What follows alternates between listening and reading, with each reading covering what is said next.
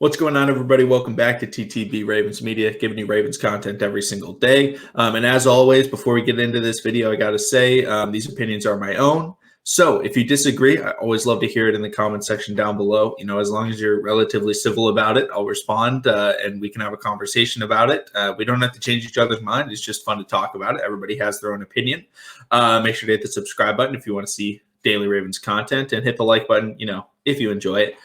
But let's talk about tight end stuff. And recently, Kyle Rudolph got, released by the Vikings, and I think that kind of sparked a little bit of interest from a lot of Ravens fans. So I kind of want to look at the free agents that the Ravens could go after. Now, there are other options that the Ravens could go into, if they want to get a second tight end behind Mark Andrews, or, also could just be behind Nick Boyle as the number 3. So, those other options, draft, Miles Boykin tight end possibly, those kinds of things. Talk about it another time. Getting into the free agents that the Ravens could go after, I think we can definitely start off with Kyle Rudolph because he was just released by the Vikings, and I think a lot of Ravens fans started to, kind of consider it. Kyle Rudolph, he's a little bit old. He's about 32 years old, and he ended up getting replaced by Irv Smith in Minnesota. Now, overall, Kyle Rudolph is a solid tight end. He is a prototypical, nothing too crazy. He's going to go out there. He's going to catch the ball. Last year, he had about 330 receiving yards, played about 570 snaps. That's something that, is decent. But like I said, he will not make a big play. He will catch the ball, 5 to 10 yards down the field in traffic, make those plays, but he will not catch the ball and start running down the sideline. He is not Mark Andrews.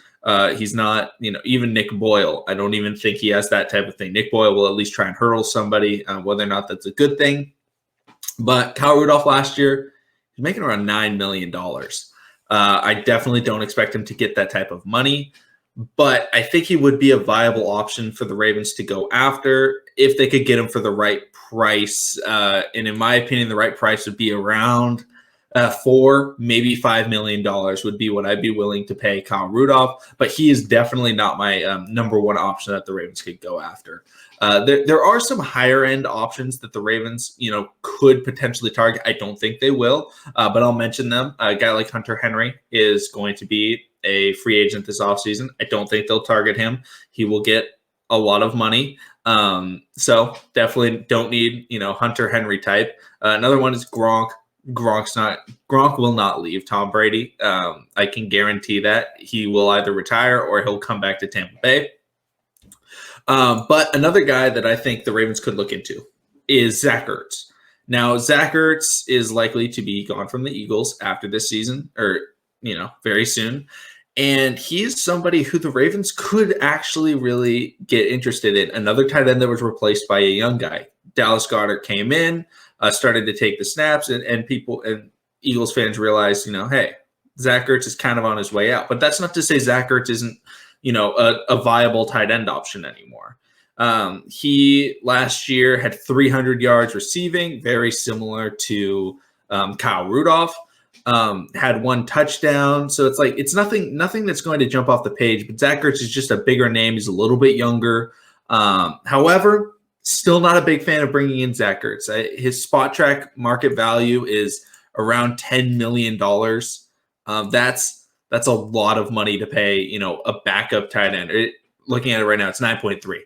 That's way too much money to pay a backup tight end. So Ravens fans that are kind of wanting the Ravens to get one of these top tier tight ends in the free agency market, I highly doubt it. Now, if they were to go after somebody and they paid them, $4 to $5 million, like maybe a Kyle Rudolph, I would be okay with it. But I think there's some better options that you can look way farther down the line that the Ravens can go after. And also, I'm not going to bring up David Njoku because it's unclear whether or not Cleveland will be sticking with Njoku or if they'll be going after somebody else. But a guy that they could go after is a guy like maybe Trey Burton. Or if they wanted to go old and veteran, they could go with a guy like a Mercedes Lewis. Now, Mercedes Lewis is definitely old. He's about 37 years old, but he can block. He's a solid blocking tight end. another slow tight end, nothing that's going to make crazy big plays, but he can make catches in traffic, and he can come out. And the benefit is when he come out in a 3 tight end set, which he'd only be in during, he'd most likely be blocking. So that's something that you could bring in. Another guy that they could potentially look at is Jordan Reed. Jordan Reed was a phenomenal tight end. Now he's about 1 concussion away from retirement, but in Washington, he was an absolute monster. The issue with him was just whether or not he could stay on the field, and he kind of got a rejuvenation to his career this year as he went to San Francisco to return and play with Kyle Shanahan. And obviously George Kittle missed some time, so he was able to step up, and he played decently well. He's no longer a tight end that's going to jump off the page, but he is a viable tight end option with experience and with a lot of skill and talent. The issue is whether or not he can stay healthy. But the benefit is the Ravens wouldn't be needing a guy like a Jordan Reed to be playing every snap. He would come in maybe 2 tight end passing sets or 3 tight end sets. And if they don't want him blocking because he's not like the greatest blocker of all time, they have Patrick Ricard, and he can come in. So the Ravens, what they need at the tight end spot is nothing, amazing. So Ravens fans, if you're wanting one of these top tier tight ends, I don't think it's 1 needed. And 2, I just don't think it's very viable of an option to spend the money, because the Ravens right now have about $19 million. That's what they say. But, with cuts and everything like that, potentially Brandon Williams, definitely talk about that in another video. But overall, the money that they have, spending it on a second tight end wouldn't be worth it. That's why I said, signing a guy isn't my top, priority. I think they could very easily draft a guy late rounds or elevate players from the practice squad.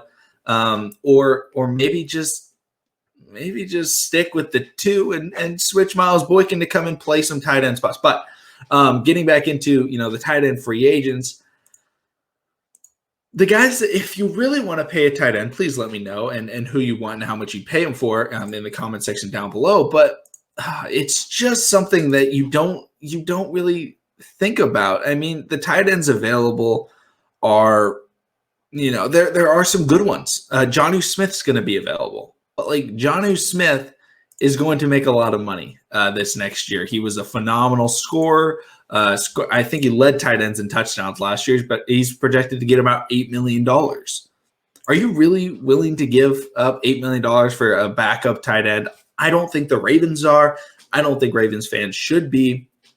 Ravens fans should be rooting for the Ravens to either get a just solid veteran, like I brought up Mercedes Lewis, if he even plays next year. I mean, he may retire, or another guy's like Jared Cook, but Jared Cook is definitely still going to be making a decent amount of money. But those guys are viable options. It's just the money isn't I don't know, feasible at this point with what the Ravens need to do, whether it's fixing the offensive line or signing an edge rusher or bringing in a free agent wide receiver. If they spend a ton of money on a tight end, they're not going to be able to bring in a quality player at any of those positions. And I think most Ravens fans would agree with me when I say edge rusher, offensive line, and wide receiver are more important to fix this offseason through free agents than the tight end number 2 or number 3 position. So those are my thoughts on it. Let me know down below if you agree or disagree. Hit the like button, hit subscribe if you want to see daily Ravens content.